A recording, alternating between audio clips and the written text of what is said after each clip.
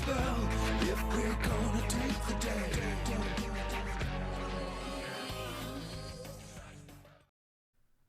If you grew up during the same time that I did, then I'm sure you just got blasted with the nostalgia canon. Zatch Bell was a show that brought much joy to mine and my friend's childhood, and still to this day holds a special place in my heart. For many, the series brings us back to our youth, making it forever treasured by those who watched, read, or played the video games. While I could gush about Zatch Bell for hours, that's a video for another time. Today, I'd like to highlight the pen behind the paper, the creator himself, Makoto Raiku, detailing his upbringing that ultimately led him to the creation of a childhood favorite of many. Now, do keep in mind that I won't be reviewing each piece of Raiku's work, as that would be quite time-consuming.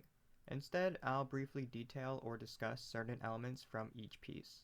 So, with that said, please remember to leave a like and subscribe for more content. And enjoy!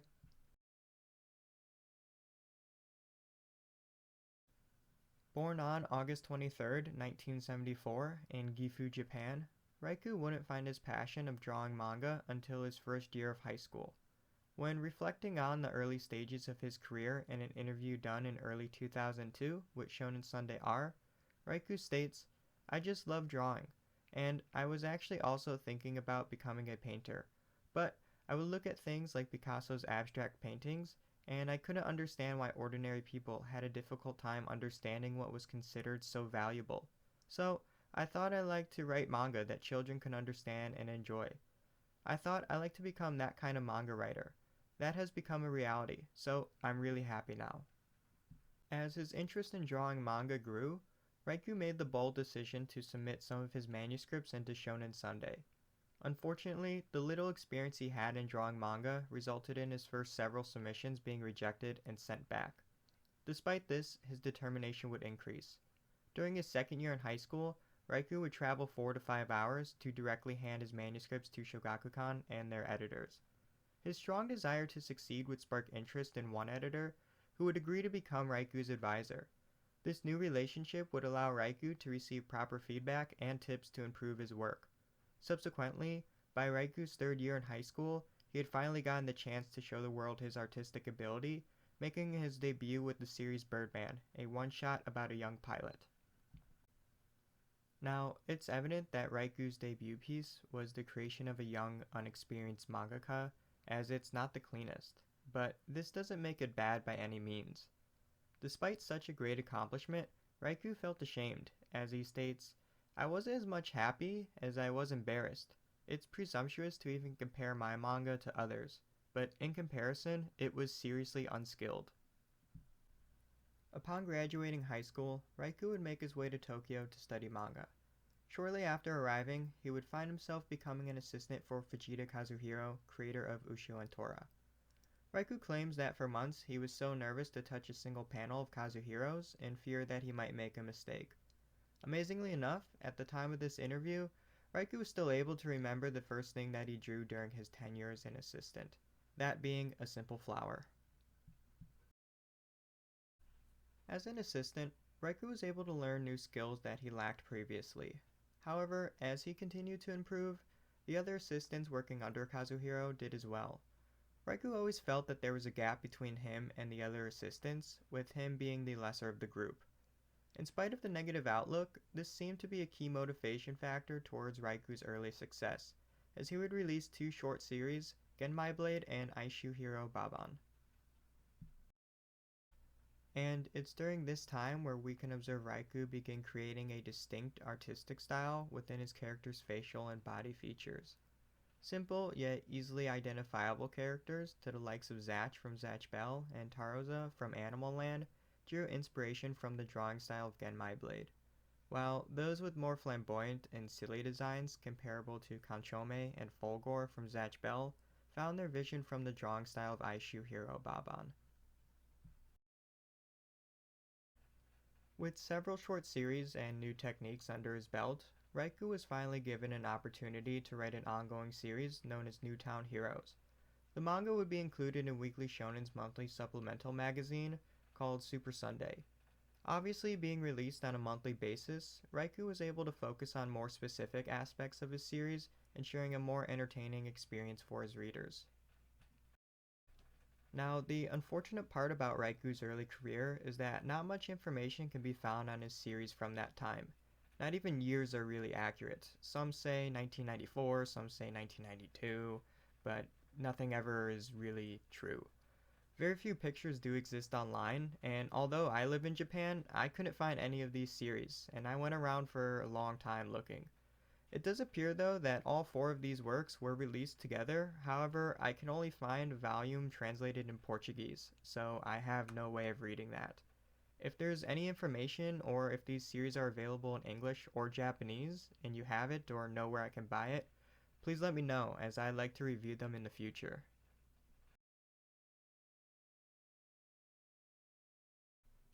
Finally, in 2001, Raiku would have his big break as a manga artist with his Cheer series.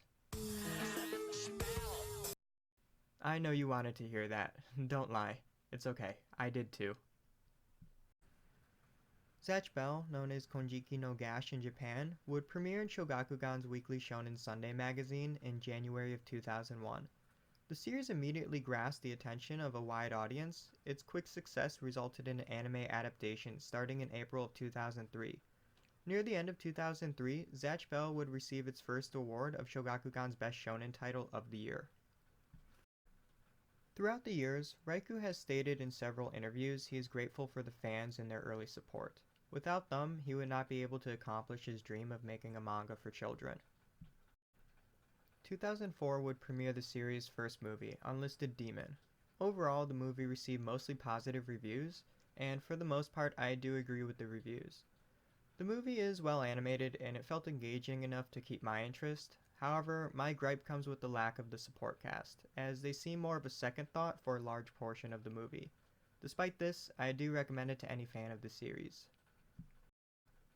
Zatch Bell's momentum would continue with another movie release in the later part of 2005, titled Attack of the Mechavolcans. However, this film received more mixed reviews than its predecessor. In spite of this, the series ranked 20th in Animage's popularity poll and was ranked 64th out of the top 100 anime in another poll directed by TV Asahi. However, 2005 would conclude with the first of many major slumps in Raiku's career, as an injury to his drawing hand forced a 3-month hiatus from the Zatch Bell manga. Resuming in February of 2006, Raiku seemed motivated to pick up where he left off. However, 1 month later, the Zatch Bell anime would be cancelled, ending with 150 total episodes. Regrettably, this resulted in fans losing interest in the series, and shortly after its cancellation, Viz Media would discontinue publishing the English translations of Zatch Bell, with only 25 of its 33 volumes being released in English. Raiku would continue working on the Zatch Bell manga until its conclusion on December 26, 2007. While never stating this, Raiku did seem frustrated with the recent misfortunes that occurred. It seems that Raiku felt like it was time to move on to the next chapter in his life. No pun intended. Shortly after the conclusion of Zatch Bell, Raiku would launch his own blog. This blog mostly revolved around fan questions, future projects, charity work, and other various topics. The blog is still running and active today, and if you're interested, I left a link in the description below. It's quite interesting looking back on some of the old posts too.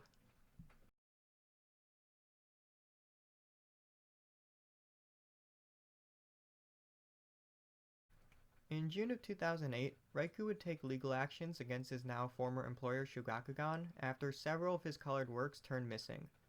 Raiku would demand a compensation of 3.3 million yen, or approximately 30,000 US dollars. However, Shogakukan would respond with a compensation of only 500,000 yen, or around 4,500 US dollars. After admitting their responsibility for the loss of Raiku's work, a judge would recommend that they settle outside of court. The two would later agree on a compensation of 2.2 million yen, or around 20,000 US dollars. After this dispute, Makoto claimed he'd never work for Shogakukan again, ending their long-standing relationship. Jumping forward to mid-2009, and nearly a year and a half since Zatch Bell's finale, Raiku would release a one-shot titled Classroom. This would mark the first time Raiku's manga would be published by a company other than Shogakukan. Classroom Story was nothing less than lackluster and, well, dumb, as it focuses on a young boy named Kao who is bounded to his wheelchair. After finally getting to attend school for the first time, Kao encounters a monster who inflicts punishment to children who cannot answer his questions about punctuation. Yeah, not a concept that would get anybody jumping out of their seats. The one-shot would receive slightly positive to mixed reviews, and in my eyes is nothing significant. To be fair, this would be Raiku's first attempt with the horror and supernatural genres, but that still doesn't excuse the awful story plot. For the most part, I found this one-shot to be seriously dull and poorly constructed. If anything, this release felt more so as an effort to draw interest for his next ongoing series. Again, shortly after, Raiku would release another one-shot titled Aosora. Raiku would continue to experiment, this time with a more melodramatic storyline. Unlike Classroom, Aosora was enjoyable and well thought out. From a reader's perspective, it feels that Raiku is trying to connect with his audience within this work, something that was non-existent in Classroom. With that in mind, the one-shot would also receive much better reviews from the fans and from critics. Once again though, this felt like another effort to draw interest to an upcoming work of Raiku's. In September of 2009, Raiku would unveil his next ongoing series, Dobutsu no Kuni, otherwise known as Animal Land, a story about a lone boy living in a world of animals hoping to make peace amongst all creatures. The manga would be both published and serialized by Kodansha, being featured in their Beisatsu Shonen magazine until its finale in February of 2014. Once again, Raiku would target children to read this series. However, being a more seasoned mangaka, he was able to exhibit more expressive tones that an adult would also appreciate. In similar fashion to Zatch, Animal Land would receive a multitude of awards and accomplishments, some being Best Children's Manga, ranking in the top 50 sales for teens, and even being featured in New York Times best-selling manga. Many would praise the series as critics applauded its clever plot, hilarious comedy, and expressed the series' essence of originality, offering a breath of fresh air. Comments to which I agree with. And when scrolling through sites like My Anime List, no review was lower than a 7. That's pretty good in my opinion. Unfortunately, I could not find any interviews of Raiku discussing Animal Land in much depth. When looking at his blog, however, he would thank his audience as well as his staff for a wonderful 4.5 years of support. In addition, he would praise several series running in Beisatsu Shonen magazine, such as Attack on Titan and The Flowers of Evil. Adding on to the success of Animal Land, this would mark the first time all volumes of his series would be published in English, something I'm sure Raiku is proud of, as not even Zatch was able to accomplish this. Raiku would once again step away from drawing manga for an extended period of time. During his absence from the industry, he would regularly post on his blog. Here, we would see a lot of updates about what he had been up to, posting several pictures. I definitely recommend browsing through it, as he posts several pictures of his ventures and hobbies, and I learned quite a few hobbies of his that I wasn't aware of. Finally, after over 2 years, Raiku would return back to the industry in April of 2016 to begin working on Vector Ball. Vector Ball's story is fairly straightforward. After a strange paranormal phenomenon takes place at their school, students Komitaki and Nita work together to protect the school from being attacked. Upon my first reading of Vector Ball, I was very disinterested in it. However, after going through the series again for this video, I can see a lot of upsides. The powers themselves are definitely unique, and I always enjoyed Raiku's comedy.